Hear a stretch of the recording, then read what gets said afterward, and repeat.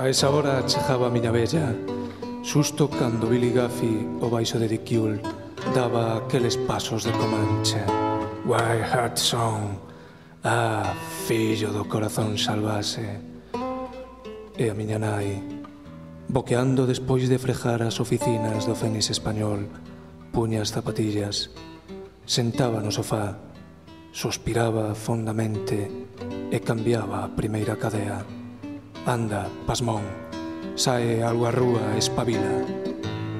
E entón apareceu na pantalla o Empire State e a miña vella exclamou con ternura: pobre da que teña que fregar todo isto.